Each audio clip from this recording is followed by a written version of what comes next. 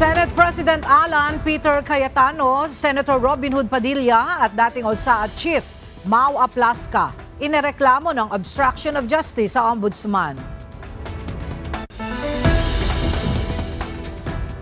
Senate President Cayetano binigyang diin na hindi sila kaaway ng Malacanang. Pangulong Ferdinand Marcos Jr. nanawagan sa Senado na bumalik na sa trabaho.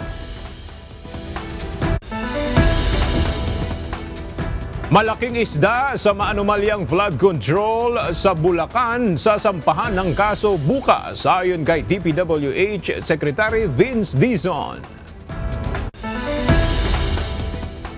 Mga sundalo na bahagi ng operasyon laban sa illegal steel factory sa Misamis Oriental, pinarangalan ng DND. At alamin ang paghahanda na ginagawa ng mga magulang sa nalalapit na pasukan.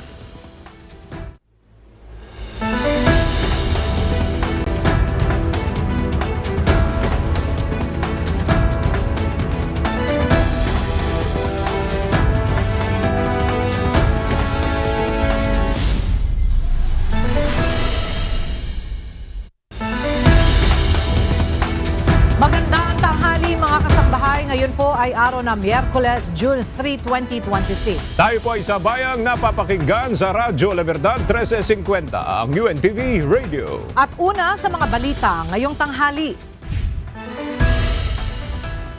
Dumulog ang civil society groups ngayong umaga sa Office of the Ombudsman upang ireklamo ang ilang mga opisyal sa Senado. Kaugnay ito na nangyaring pagtakas ni Senator Bato de la Rosa mula sa Senate premises. Ang detalye sa report ni Evan Alvarez live. Evan, ano ang alegasyon ng mga complainant dito sa kanilang mga inirereklamo?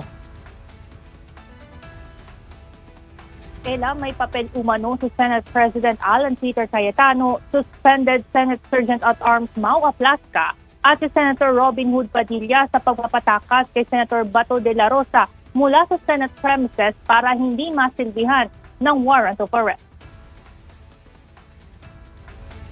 Kaya naman reklamong obstruction of justice ang hinaharap ng mga ito ngayon sa Office of the Ombudsman kasunod ng mga nangyaring gulo sa Senado. Ayon kay Kiko Aquino D., convener ng Tindig Pilipinas, partikular na naging partisipasyon ng mga ito ay ang paglalagay kay Senator De La Rosa sa protective custody ng Senado.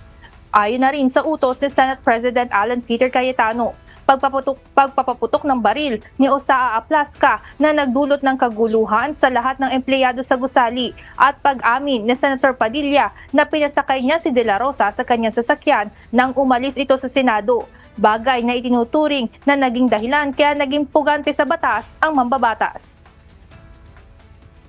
Tingin po namin ang akmang venue para sa pag-file nito ay sa Ombudsman at saka continuation lang po ito sa maraming boses mula sa taong bayan, mula sa civil society na nababahala, nalulungkot, nalilito, nagagalit dahil sa nagiging kalagayan ng ating Senado ngayon.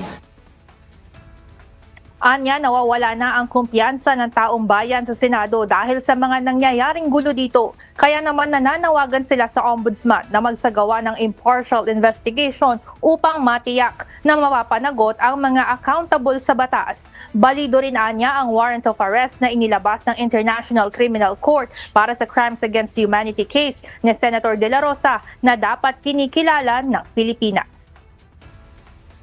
Ella, ayon kay Kiko Aquino D. o ayon sa grupo ng Tindig Pilipinas, nagbigay na rin sila sa International Criminal Court ng kopya nitong obstruction of justice complaint na ipinasa nila sa Ombudsman upang maipaalam dito sa International Criminal Court na may ganitong nangyari sa pagsisilbi ng warrant of arrest laban sa isa sa kanilang mga akusado. Yan muna ang update mula dito sa Ombudsman. Balik sa inyo dyan, Ella. Maraming salamat, Evan Alvarez. Sa ikalawang pagkakataon, hindi sumipot ang mga senador sa majority bloc sa nakatakdang sesyon nito sa plenaryo. Dahil dito, binatikos ng minorya ang paraan ng pamumuno ng bagong mayorya kasabay ng panawagan na magbitiw na ito sa pwesto. May report si Jed Neresina. Nagkaisa ang Senate Minority Bloc na nananawagan kay Senate President Alan Peter Cayetano na bumaba na sa pwesto. Kasunod ito ng hindi muling pagsipot ng mayorya ng mga senador sa sesyon kahapon June 2. Senate President Alan Peter Cayetano should resign as he has shown that he cannot function as the leader of the Senate anymore. What happened today was a clear abandonment of responsibility, a dereliction of duty, and a blatant disregard of the rules that govern this institution. Because the Senate cannot be made to stop working simply because its presiding officer refuses to lead. Ayon sa mga miyembro ng minorya, ang nangyari kahapon ay malinaw na pag-abandona sa tungkulin, pagpapabaya sa responsibilidad at tahasang pagsasawalang bahala sa mga alituntunin ng institusyon. Impunity ito. Sunod-sunod ang paglabag. Mula nung May 11, mula nung pagbubuo ng mga komite, mula nung kami nag-walk out dahil nga hindi kinikilala o dinidisregard, binabaliwala ang ating rules. At hanggang ngayon, hanggang kanina, hanggang kahapon, binabaliwala ang ating rules. Hindi ito tama. Kaya kami sa SB 11 ay tutol dito dahil impunity ito, hindi ito Senate independence. Ayon kay Senator Panfilo Ping Lacson, tila hindi naman katanggap-tanggap na hinihikayat umano ng Senate President ang iba pang senador na huwag dumalo sa sesyon. Binigyang diin ni Senator Lacson na may free will o maaari namang pumili ng ibang landas ang iba pang miyembro ng majority bloc. At what price? Ang pinoprotektahan lang yung Senate presidency, power, position. Kaya nag-a-appeal kami sa isa pang samahan namin sa majority bloc. Ano bang price para sa inyo? Sa tingin namin wala eh. Tingin namin nakikisama lang sila kay Senate President Cayetano. Parehong sentimiento rin ang inihayag ni Senator Raffy Tulfo. Bukod dito, hinimok din niya ang kapwa niya mga senador na pumasok na. Ako naniniwala, hindi naman lahat sa majority ay mga loko-loko, no? Meron pa rin sa kanilang mamabait. So I appeal to those members of the majority na meron pang katinuan sa pag-iisip, pumasok na lang kayo. Kaugnay nito, nangihinayang naman si Senator Sherwin Gatchalian sa ginagastos ng Senado sa araw-araw nitong operasyon at wala naman aniyang natatapos na trabaho. Every day, ang Senate gumagastos ng 25 billion sa kuryente, sa utilities, sa sweldo, pero walang session nangyari. Walang patas na na-approve, walang resolution na approve, pati mga confirmation ng mga military personnel natin hindi na confirm. Sayang ang bayad ng taong bayan natin. Sa kabila ng mga ito, pinabulaanan ng minorya ang sinabi ni Senator Jinggoy Estrada na may mga kumausap umano sa kanya para talikuran ang majority bloc sa Senado kapalit ang pagpapawalang bisa sa kanyang kaso. Ayon sa minorya, wala naman sa kanila ang nananakot sa kapwa senador. Ngunit hindi nila inaalis ang ideya na may mga kinakausap talaga silang lumipat sa kanilang hanay. Sir, are you also appealing to the majority na lumipat sa inyo? Yes. Sa minority? Why not? Sino-sino po kaya? Lahat sila. Para lang si Alan Peter. Lahat, ibita namin, manit ka sa amin. Pero si Alan Peter, steady ka lang dyan. Gayunpaman nakatakda ngayong araw ang Sine adjournment o ang huling araw ng sesyon sa Senado. Ngunit naabangan ang mga susunod na pangyayari matapos ang 2 araw na walang sesyon. Jedne Resina, UNTV News and Rescue. Diyos ang aming sandigan, serbisyo publiko ang aming pinahahalagahan. Pigilan ang pagdinig sa Blue Ribbon Committee. Ito umano ang motibo ng panggigipit sa bagong liderato ng Senado ayon kay Senate President Alan Peter Cayetano. Ngunit may iniwan itong garantiya sa mga nananawagan ng kanyang pagbibitiw sa pwesto. Narito ang ulat ni Dante Amento.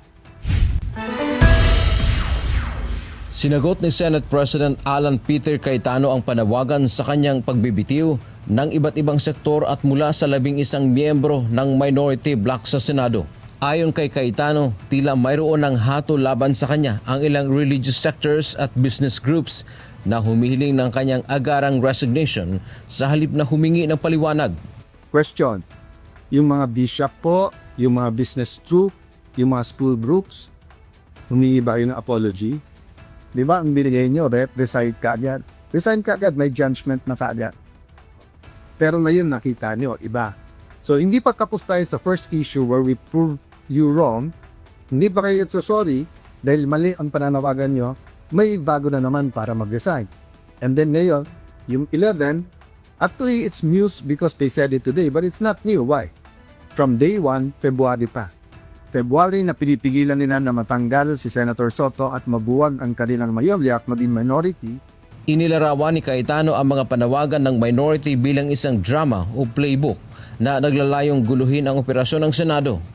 Sinabi niya na ang mensahe ng minority na pumasok kayo, duwag kayo at resign ay paraan lamang upang makuha muli ang kontrol sa mga komite. Hinamon nito ang mga kritiko na ipakita ang suporta sa Senate minority at bibitawan niya ang kanyang pwesto sa pagka-Senate President. The whole Senate is at fault here, the minority to majority.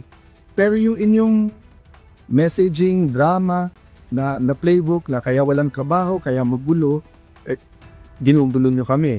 Ginagamit yung Malacanang para guluhin kami. Apo sasabihin nyo, magulo ang Senado. Sino ba nagpagala ng NBA dyan na naka-full battle gear, di ba, na may mga gamit na gano'n? So guys, I'll continue to give you and addressing myself, the Filipino people who are watching now. I'll continue to give you the inside story. And I invite the other side to give the inside story, see?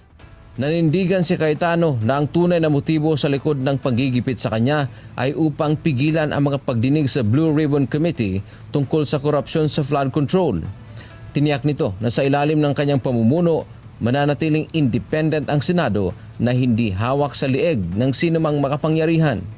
Kinwestiyon din ni Cayetano ang 11 miyembro ng minority bloc sa Senado matapos ang kanilang mabilis na panawagan para sa kanyang pagbibitiw. Anya, hindi man lamang siya binigyan ng pagkakataong magpaliwanag. Binigyan din ito na sa buong panahon ng kanyang panunungkulan sa Senado, binigyan niya ng pagkakataon o chance ang bawat Senate President na kanyang pinagsilbihan, maging siya man ay nasa majority o minority leader. Whether I was the majority leader or minority leader, whether I was in the leadership or was just a simple follower, I gave them a chance. So let me ask the 11 majority who's asking me to resign up. Kahit na isa chorus, binigyan mo ba ako ng chance? Dante Amento, UNTV, News and Rescue. Diyos ang aming sandigan, serbisyo publiko ang aming pinahahalagahan. Tinawag ni Senator Panfilo Ping Lacson na pag-boycott ang ginawang pagliban ng Senate Majority Bloc sa sesyon ng dalawang magkasunod na araw. Kaugnay nito, binatikos ng senador ang pamumuno ng kasalukuyang pinuno ng Senado na si Senator Alan Peter Cayetano. Para sa detalye, makibalita tayo kay Jed Neresina live. Jed, anong naging pahayag ni Senator Lacson kay Senate President Cayetano? Agay binali ngayon ni Senator Panfilo Ping Lacson kay Senate President Alan Peter Cayetano ang naging pahayag nito nang magkaroon ng gulo sa Senado noong May 13. Sa pahayag ng minority senator, sinabi nito na mistulang under attack sila ngayon ng kasalukuyang liderato. Labis ding ikinalungkot ni Senator Lacson ang estilo ng pamumuno ni SP Cayetano na idinaraan na lang sa social media ang kanyang mga pahayag sa halip na harapin ng personal ang sitwasyon. Hindi rin akmaaniya na panay pasabi lang o ipinapaabot lang sa kanila ng liderato ng Senado ang pagsuspende ng sesyon at iba pang direktiba sa mga kawani at tauhan ng institusyon. Para kay Senator Lacson, nakakahiya na rin sa taong bayan ang ginagawa ngayon sa institusyon ng kasalukuyang liderato. Aniya, dapat sana ang Senate President ang magsilbing mabuting halimbawa at hindi masama. Gayunpaman, binigyang diin ni Senator Lacson sa kanyang pahayag na kahit muling i-boycott ni na SP Cayetano at ng iba pang presiding officers ang sesyon, maaari pa ring magtalaga ng presiding officer ang mga senador na nasa plenaryo kung may quorum. Ito aniya ay upang mabuksan ang sesyon, makapag-convene at magawa ang kinakailangang trabaho na siyang dapat at tamang ginagawa ng Senado. Ngunit nananawagan pa rin si Senator Lacson, maging ang iba pang miyembro ng minorya sa majority bloc na dumalo sila sa sesyon ngayong araw na siyang huling araw bago mag-adjourn sinidye ang Senado dahil anila marami pang panukala at usaping dapat talakayin ang Senado. Ayan muna update, balik sa inyo Aga. Maraming salamat, Jed Neresina. Nagkaroon ng power tripping sa supply ng kuryente sa Senado noong Lunes, June 1, batay sa ulat ng Senate Secretary. Nakasaad sa kanilang report na nakaranas ng power tripping dakong alas 5:30 ng hapon at naibalik ito ng alas 6:20 na ng gabi. Samantala, pinabulaanan naman ito ang sinasabi ng minority senators na pinutol ang Wi-Fi connection sa plenary hall noong June 1 batay sa kanilang investigasyon. Umaasa si Lead Public Prosecutor at Batangas 2nd District Representative Jervil Luistro na hindi aabot sa impeachment trial kay Vice President Sara Duterte ang nagpapatuloy na gusot sa pagitan ng Senate Majority at Minority Blocks.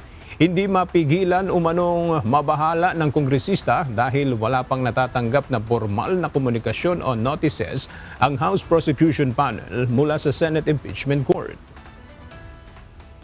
Sana walang spillover dito sa impeachment trial, no? I hope that regardless of the situations happening in the Senate, I hope they will be reminded that this is one of our constitutional duties to the sovereign Filipino people.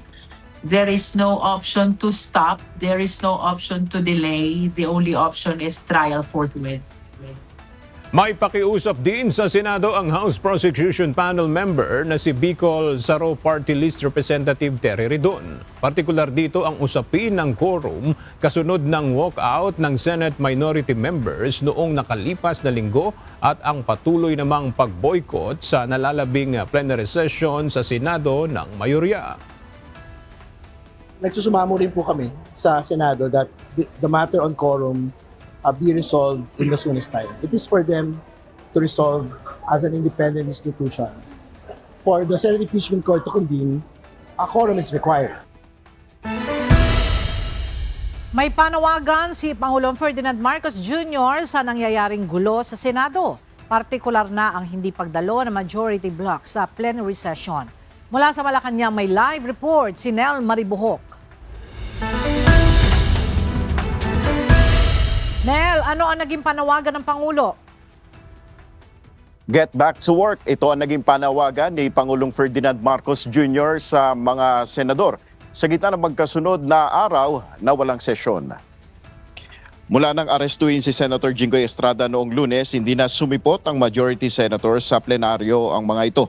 Ayon kay Pangulong Marcos, maraming kailangan gawin dahil na rin sa krisis sa langis. Get back to work because it's important. Ang dami natin kailangan gawin. Look, we had a meeting sa Uplift Committee and marami tayong kailangan pagawa sa mga batas. Like we were thinking baka magka-supplemental budget, baka amyendahan namin ang mga ibang batas. Ito ay kailangan para makapagbigay tayo ng tulong sa taong bayan dahil nga sa oil crisis. Hindi rin maintindihan ni PBBM kung bakit nagkansela ng sesyon dahil base niya sa rules, kailangang abisuhan rito ang isa pang kapulungan. Kung walang session, hindi ko nga maintindihan dahil ang pagkaintindi ko is that ang rules, ng congressman naman ako, nagsenador din ako, ang rules dyan, bago ka mag-cancel ng session, you have to inform the other house 3 days before you cancel a session. And there has to be a very good reason for canceling a session. I don't think na ihahatid mo ang isang senador para pupunta kung saan siya pupunta. Hindi yata sapat na dahilan yan para i-cancel ang isang session. Isang session lang yun. Ngayon, kanselado na naman ang isang session. Para kay Pangulong Marcos, hindi lang trabaho sa Senado ang naapektuhan ng ginagawang ito ng majority block dahil nadadamay rin ang mga Pilipino na nangangailangan ng tulong sa pamamagitan sana ng mga ipapasang nakabinbing mga batas. Sa ngayon, tinitignan na rin anya nila ang mga batas at konstitusyon kung may maaring magawa ang executive branch sa nangyayaring gulo ngayon sa Senado. Yan muna ang ating update. Balik sa Ella. Maraming salamat, Nel Maribohok. Binigyang diin ni Senate President Alan Peter Cayetano na hindi sila kaaway ng Malacanang. Sa halip, handa itong makipagtulungan sa pamahalaan para masolusyonan ng mga suliraning kinakaharap ng bansa. Nakahanda rin sana niya itong dumalo sa Legislative Executive Development Advisory Council o LEDAC, ngunit bigla itong kinansel. Pati LEDAC nga eh. Pati LEDAC, handa na kaming pumunta, pinakancel. Tumawag pa sa akin yung nag-organize na kami ba yun lang. Sabi ko, hindi siya, ready kami anytime. I think twice to na parating sa Malacanang, we're ready for the LEDAC anytime.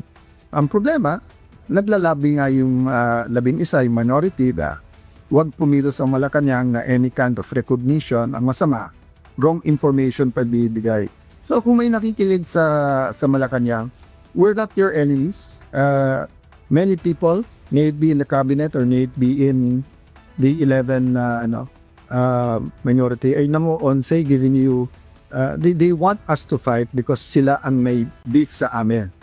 Kami, we want the truth. We want to work together to address inflation, address poverty, address corruption, address accountability.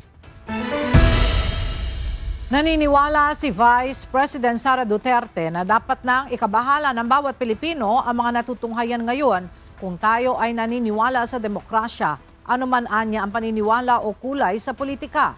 Ayon kay VP Sara, batid ngayon kung papaanong ginagamit ang mga institusyon at pera ng taong bayan laban sa anumang oposisyon.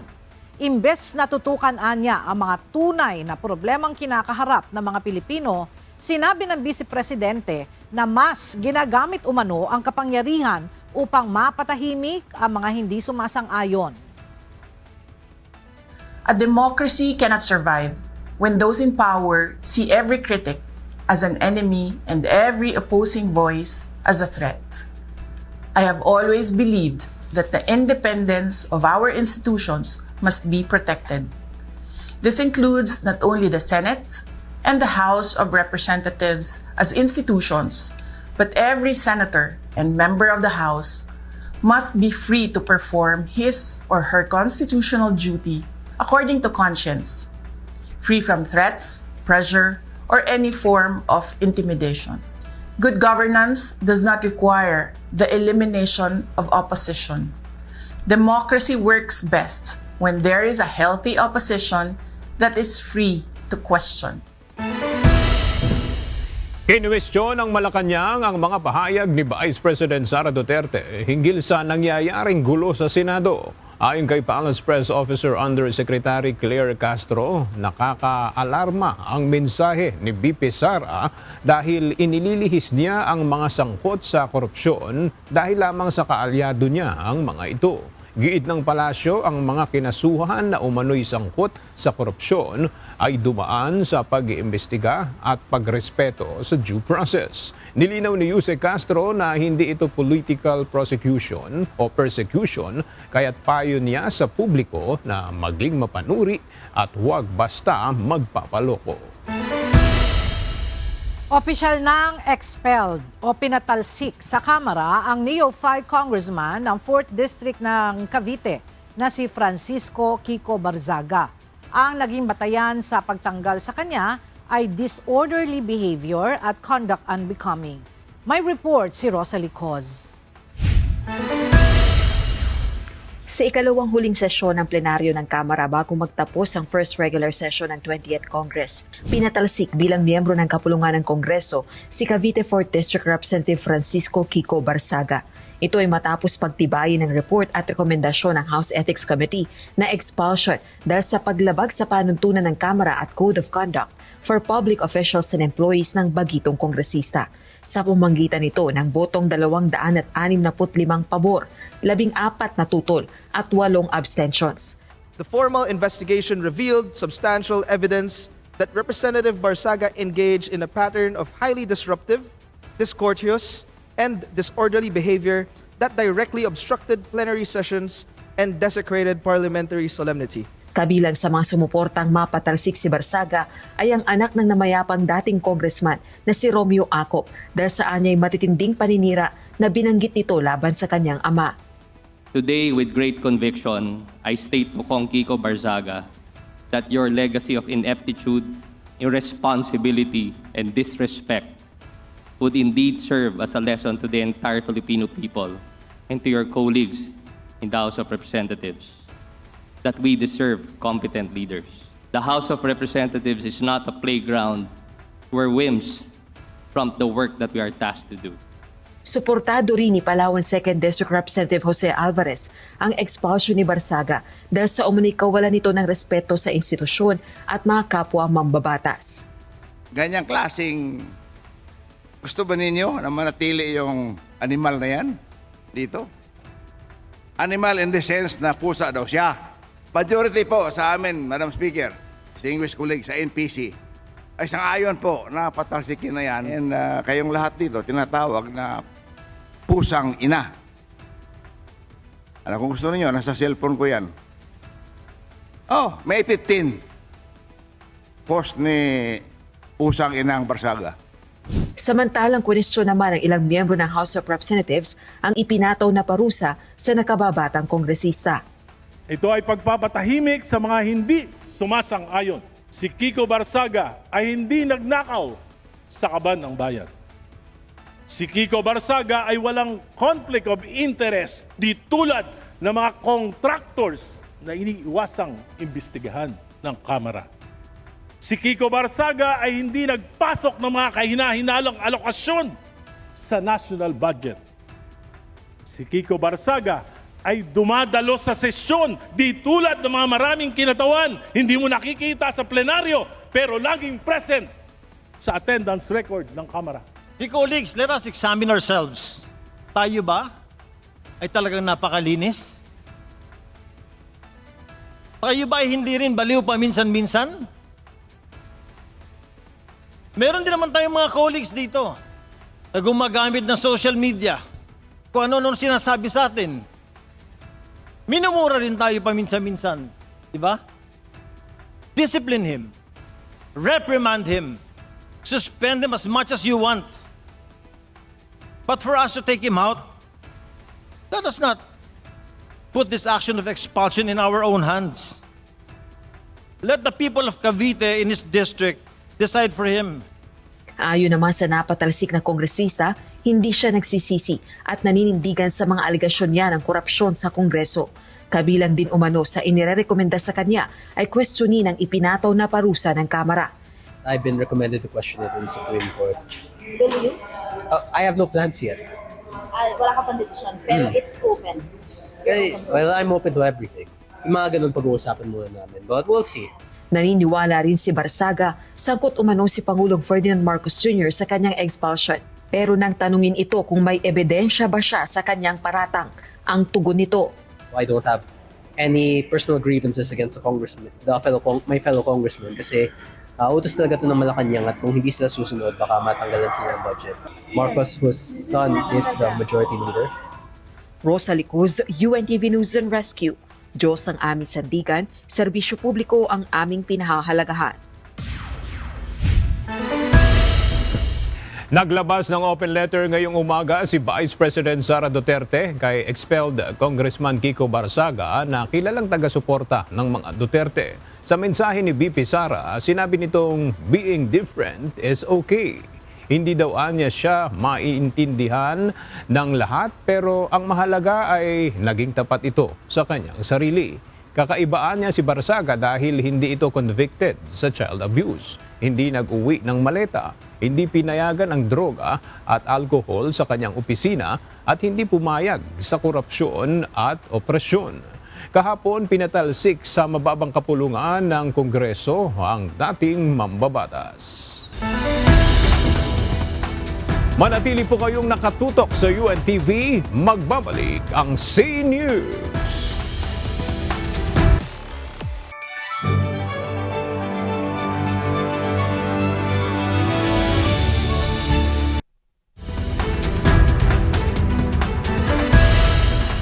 Nagbabalik ang C-News.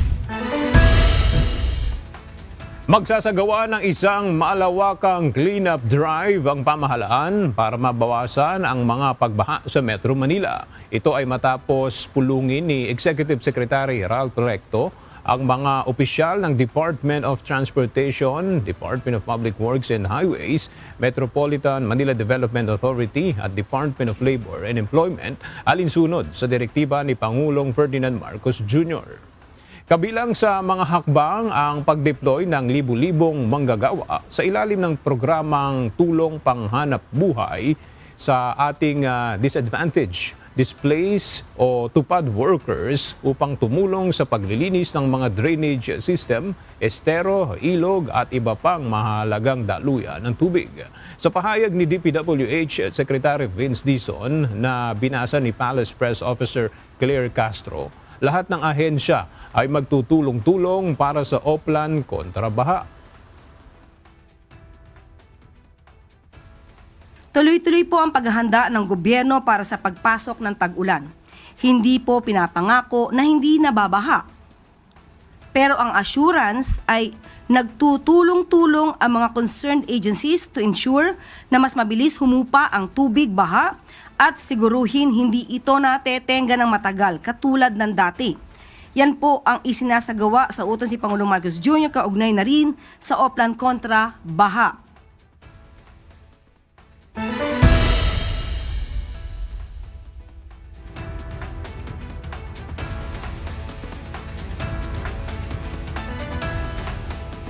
Isa umanong malaking isda na sangkot sa flood control anomaly sa Bulacan ang sasampahan ng kaso bukas ayon kay Public Works Secretary Vince Dizon. Mula sa Quezon City, narito ang report ni Asher Cadapan Jr. live. Asher, sino itong malaking isdang sangkot sa flood control anomaly na sasampahan ng kaso sa Bulacan bukas? Ela, taga Bulacan. Ito lang yung tanging pagkakakilanlan na ibinigay ni Public Works Secretary Vince Dizon kaugnay ng panibagong sasampahan ng kaso na bunsod ng flood control project anomaly.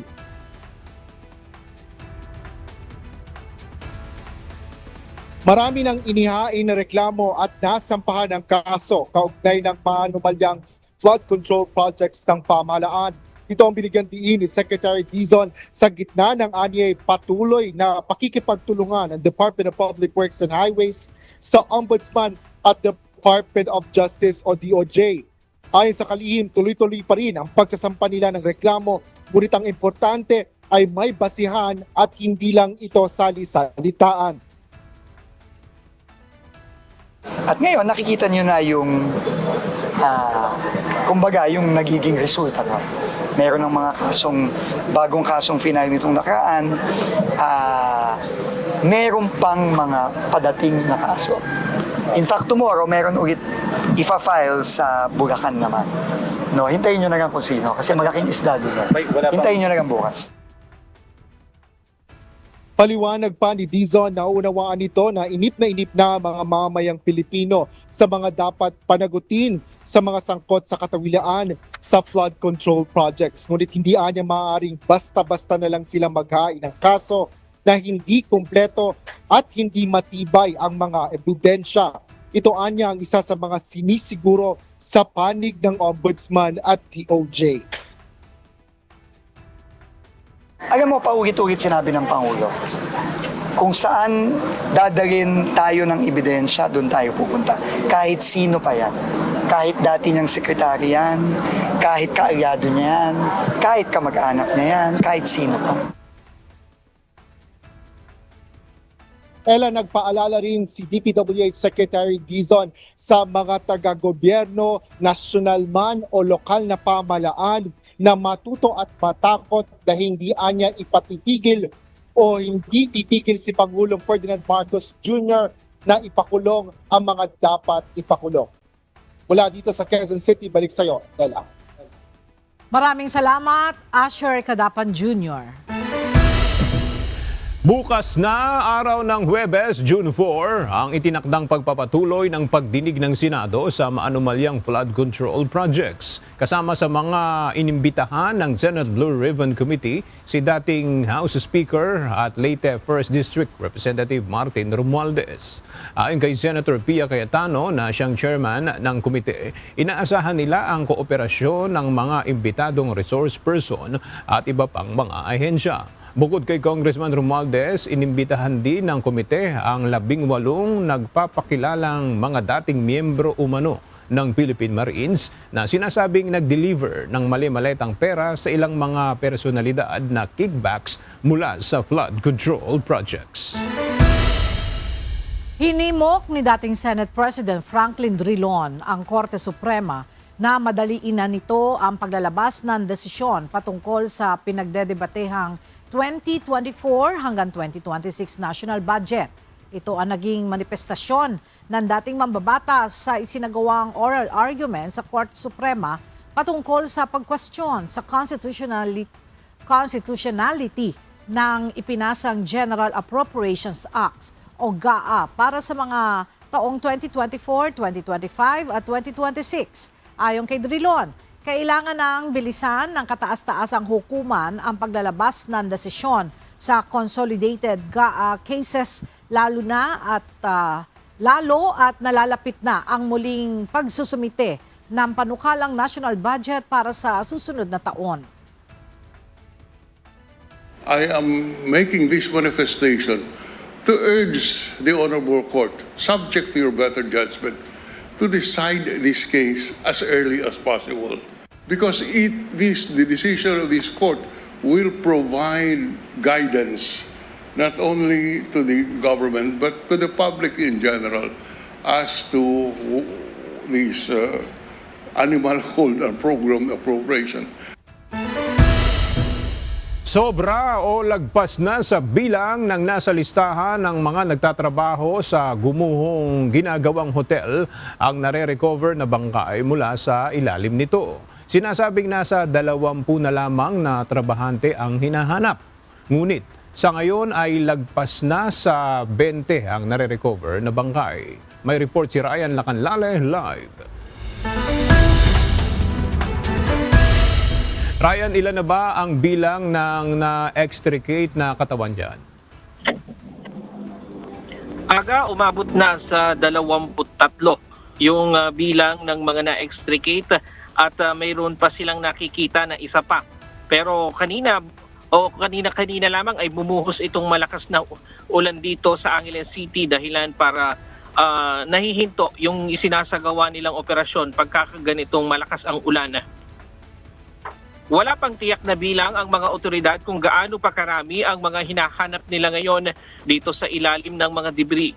Umabot na sa 23 ang bilang ng mga na-recover na labi sa gumuhong gusali. Lampas na yan sa 20 lamang na ibinigay na listahan ng site engineer. Sa 23 na casualty, siyam pa ang hindi natutukoy ang pagkakakilanlan. Pero sa mga na-retrieve na labi, ilan ay wala sa listahan na inahanap ng mga otoridad, gaya ng mag-asawang sina Joey at Elsa Angkaw na vendor sa gusali, ang bata, infant at babae na na-retrieve kahapon. Kaninang pasado alas 7 at alas 9 ng umaga na extricate ang pinakahuling 2 casualty. Kasama ito sa mga hindi pa natutukoy ang pagkakakilanlan. At yan muna ang latest mula dito sa Angeles City sa Pampanga. Balik sa iyo, Aga. Maraming salamat, Ryan Lacanlale. Ipinagpasalamat ng Coalition 169 sa Office of the Ombudsman ang pagpapatigil ng paggamit ng Stratcom LTO IT system. Ang ginawaan niya ng Ombudsman ay nagpapakita ng transparency, accountability at rule of law na dapat manaig. Ipinag-utos ng Ombudsman noong May 29 na imbes na gamitin ang Stratcom LTO IT system mula sa pribadong sektor, ay gamitin na lang ang LTMS na isang government-owned platform. Bumisita ngayong araw si Defense Secretary Gilberto Teodoro sa Cagayan de Oro City.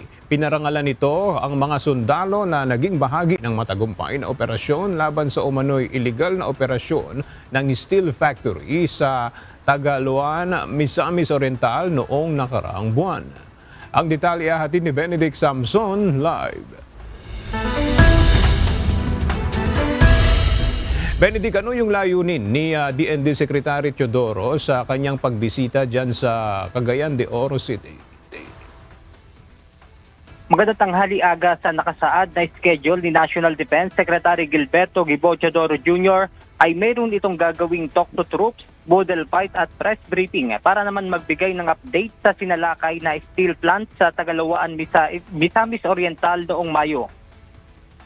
Kasabay ng ginawang talk to troops ay pinarangalan ni SND Teodoro ang nasa 10 sundalo na kasama sa magkatuwang na operasyon sa Sanja Complex, isang paggawaan ng bakal sa Tagalawaan, Misamis Oriental noong buwan ng Mayo. Sa pananalita ng kalihim, sinabi nito na maituturing na isa sa pinakamalaking banta sa national security ang naturang steel plant dahil bukod sa mga krimen na nagagawa ng Chinese nationals laban sa mga Pilipinong trabahador, ay may nadiskubre rin na nagpositibo sa radiation at contamination ang naturang steel plant. Samantala, sa pananalita pa rin ng kalihim, ikinalungkot nito ang pagkasawi ng isang sundalo sa Negros Island region, kung kaya't nananawagan ito ng investigasyon patungkol sa insidente. Aga matapos naman itong mga schedule ni Secretary Teodoro dito sa Cagayan de Oro City ay pupunta ito sa Negros upang bumisita naman sa lamay ng nasawing sundalo. At yan muna ang ating update mula rito sa Cagayan de Oro City. Balik sa inyo dyan, Aga. Maraming salamat, Benedict Samson. Muling pinagtibay ng Pilipinas at Japan ang mas malalim na ugnayan ng dalawang bansa sa larangan ng space exploration. Nilagdaan ni Philippine Space Agency o PhilSA at Interim Director General Gay Jane Perez at Japan Aerospace Exploration Agency o JAXA President Hiroshi Yamakawa ang Joint Declaration of Interest. Inaasahang magbubukas ito ng mas malawak na kooperasyon sa satellite missions, space, exploration at sustainability initiatives. Kasabay nito, ginugunita ng dalawang bansa ang ika-10 anibersaryo ng Diwata 1 microsatellite na nagsisilbing pundasyon ng space program ng Pilipinas.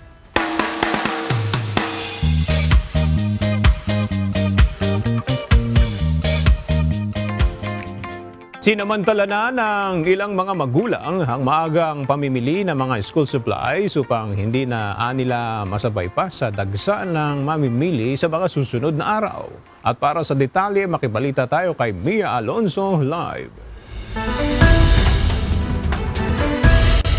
Mia, kumusta yung sitwasyon sa Divisoria Market at dumarami na ba yung mga namimili dyan ng mga school supplies? Magandang tanghali sa iyo, Aga. Sa ngayon, hindi pa naman ganun kadami yung mga namimili dito sa Divisoria Market. Mangilan-ngilan pa lamang din yung mga bumibili ng school supplies kahit na magsisimula na ang klase sa mga pampublikong paaralan sa Lunes, June 8. Para sa ilang magulang, mainam na maaga silang mamili para hindi na makipagsiksikan pa sa dagsa ng mga tao sa mga darating na araw. Sinasamantala na rin nila ang magandang panahon dahil lalo na at nagsisimula ng umulan sa hapon. At dahil kilala ang Divisoria sa mga murang bilihin, dito ang puntahan ng mga budget-conscious na mamimili. Mula sa notebook, ballpen, crayons, hanggang school bag.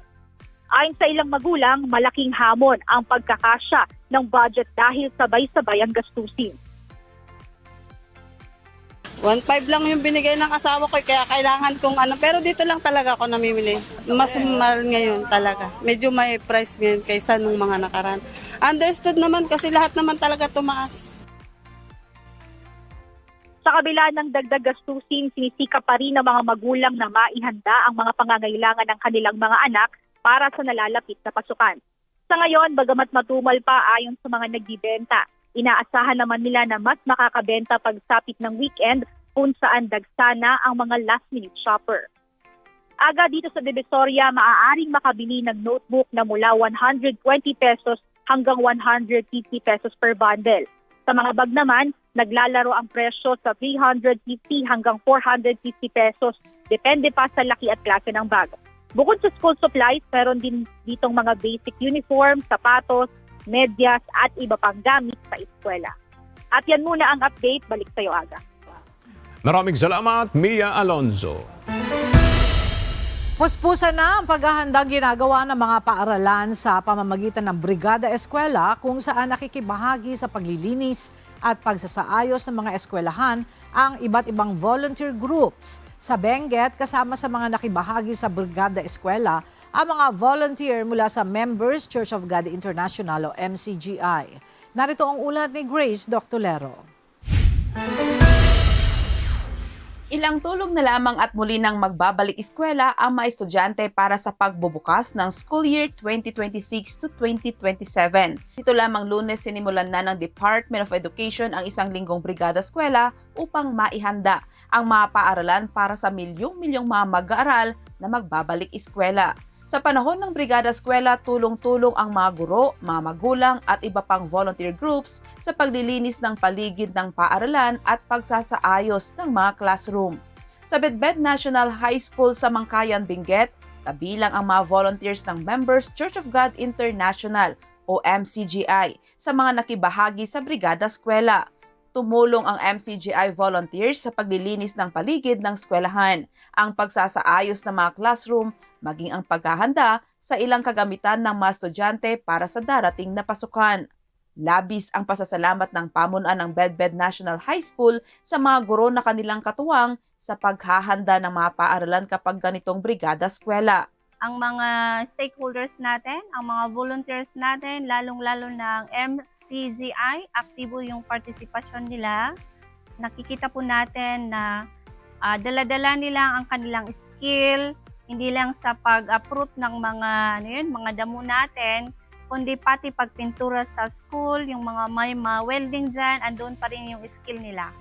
Bukod sa Bedbed, nakibahagi rin ang MCGI sa Brigada Eskwela ng Baguio City High School, kung saan nagsagawa rin ang grupo ng libreng haircut sa mga mag-aaral na kalalakihan, maging sa guro at ilang mga magulang. Laking pasasalamat naman ng mga estudyante dahil bago pa ang pasukan ay nakapag-avail sila ng libreng pagpapagupit ng buhok. Sobrang nakatulong po kasi hindi ko na po kailangan pumunta ng town para magpagupit. Tapos less hassle na rin po sa akin yun. Tapos hindi ko na rin po kailangan gumastos kasi may free haircut po. Thank you po sa kanila kasi naisipan po nilang gawin tong mga simpleng bagay na ganito kahit yun po, para sa iba po kasi malaking tulong na rin po talaga to yung libreng gupit. Sa kabuuan, may 33 ang napagsilbihan ng libreng haircut ng MCGI sa Baguio City National High School. Masaya namang nakibahagi sa Brigada Eskwela ang mga volunteer ng MCGI kung saan naihanda na ang mga paaralan sa pagbabalik ng mga estudyante sa Lunes. Malaki ang naitutulong nito sa mga mag-aaral dahil nakahanda na ang kanilang mga paaralan, malinis na ang paligid at maayos na ang mga silid-aralan para sa ligtas at nakahandang paaralan. Nakatutulong ito para naman pagdating ng mga mag-aral sa pasukan, hindi sila distracted. Malinis na yung sa loob at saka maayos yung mga gamit nila. Sa pamamagitan ng Brigada Eskwela, muling naipakita ng iba't ibang grupo ang kahalagahan ng pagtutulong-tulong upang makagawa ng isang mabuting bagay para sa kapakanan ng mga mag-aaral. Grace Doctolero, UNTV News and Rescue. Diyos ang aming sandigan, serbisyo publiko ang aming pinahahalagahan.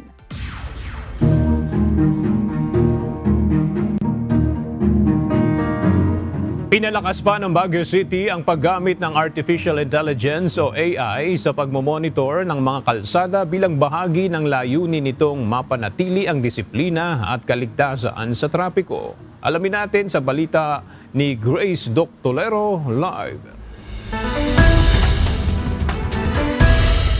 Grace, paano nga ba nakatutulong ang AI system ng lungsod sa pagpapatupad ng mga batas trapiko?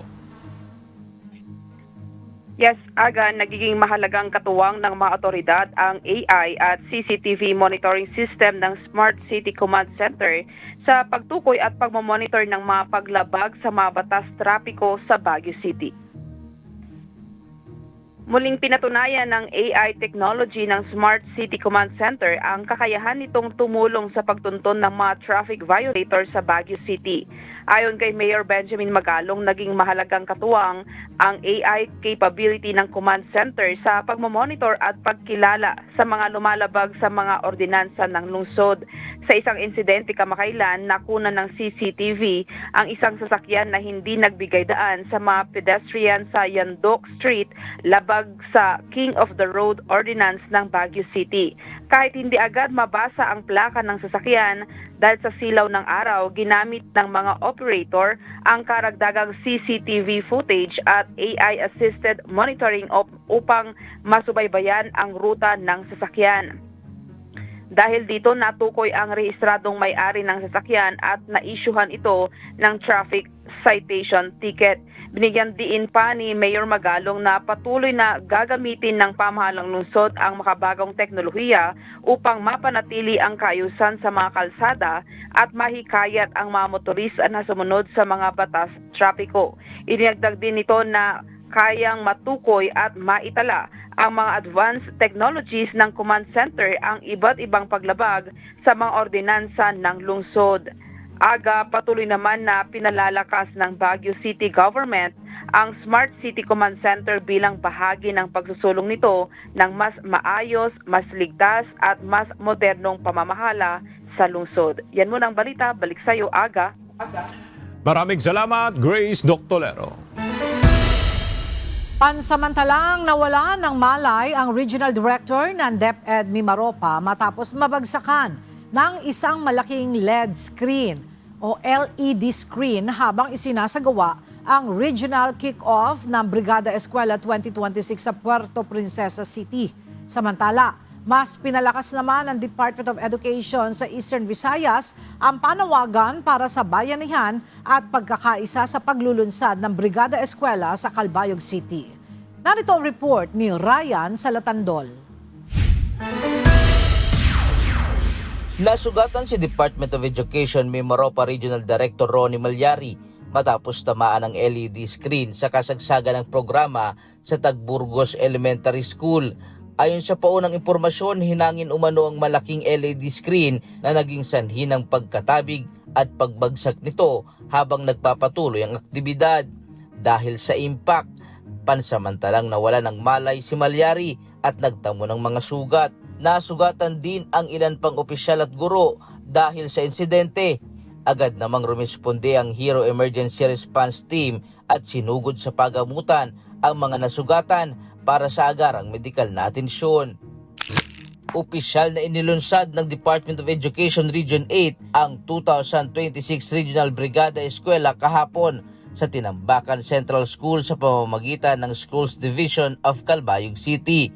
Bit-bit ang temang bayanihan para sa paaralan, nagkakaisa para sa kaayusan at kaalaman. Layo ng programa na masiguro ang malinis, ligtas at maayos na kapaligiran para sa mga mag-aaral. Ayon kay Salustiano T. Jimenez, hindi lamang nasusukat sa nalinis na paaralan o napaayos na silid-aralan ang tagumpay ng Brigada Eskwela. Aniya, ang tunay na tagumpay nito ay makikita sa mas pinatatag na partnership, muling pagyabong ng volunteerismo at pagkakaisang hangarin na magbigyan ng mas maayos na edukasyon ang bawat mag-aaral.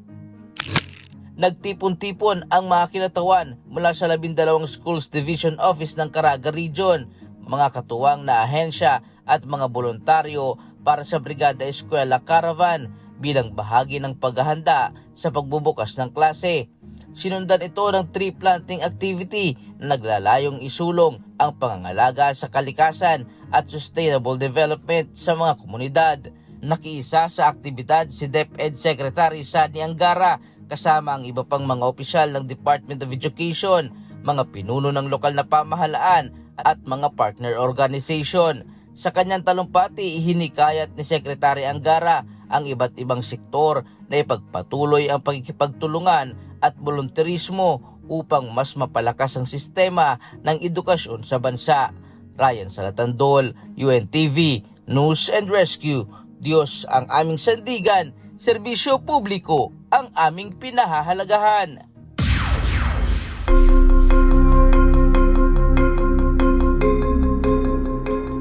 Muling itinakda ng White House sa July 24 ang naudlot na 5 dinner. Sa Truth Social post ni US President Donald Trump, sinabi nitong hindi dapat hayaang guluhin ng mga tinagurian niyang lunatics ang schedule ng mahalagang pagtitipon. Dagdag ng Pangulo, inimbitahan siya ni White House Correspondents Association President Wei Zhejiang upang magsalita sa naturang okasyon. Gaganapin ang pagtitipon sa Waldorf Astoria sa Pennsylvania Avenue, ang ballroom na ipinagmamalaki ni Trump na siya mismo ang nagpatayo. Sinuspindi ang naturang pagtitipon noong Abril nang magkaroon ng pamamaril sa kalagitnaan ng event. Nilagdaan ni US President Donald Trump ang isang executive order na layong palakasin ang seguridad laban sa mga banta na makabagong artificial intelligence.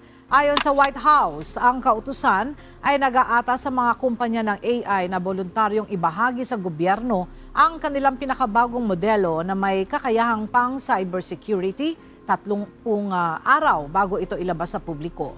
Layunin nitong masuri agad ang mga posibleng panganib sa critical infrastructure at mapigilan ang paggamit ng AI sa malakihang cyber attacks. Ayon sa White House, tinawag itong common sense approach na mahigpit na binabalanse ang innovation at sa AI at cybersecurity. Kasama sa executive order ang pagbuo ng isang cybersecurity clearinghouse para sa mas matibay na depensa ng mga ahensyang pangseguridad. Binisita ng mga kinatawan ng World Health Organization kasama ang mga responder ng Ministry of Health ng Congo ang Kigonzi Camp sa probinsya ng Bunia. Dito, pansamantalang naninirahan ang mga lumikas mula sa kani-kanilang tahanan dahil sa Ebola outbreak. Nakita ng mga eksperto sa kanilang pagbisita na nananatiling malaki pa rin ang pangangailangan sa pagpapalakas ng mga pangunahing serbisyo upang labanan ang sakit. Bukod sa malinis na tubig at sanitasyon, kailangan din dito ng mas masusing contact tracing. Ayon sa datos ng United Nations Office for the Coordination of Humanitarian Affairs, umaabot na sa 780,000 ang nawala ng tirahan sa buong probinsya.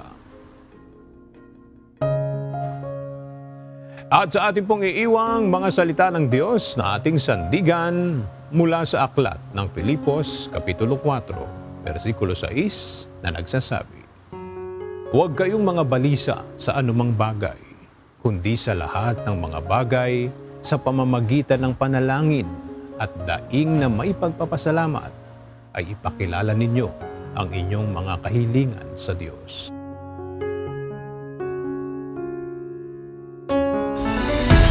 At yan ang mga balita ang aming tinutukan at inaksyonan dahil sa aming pagbabalita, una ang pagkalinga sa kapwa. UNTV-C News, may balita saan mang panig ng daigdig. At dito sa UNTV, Diyos ang aming sandigan, serbisyo publiko ang aming pinahahalagahan. Magandang tanghali.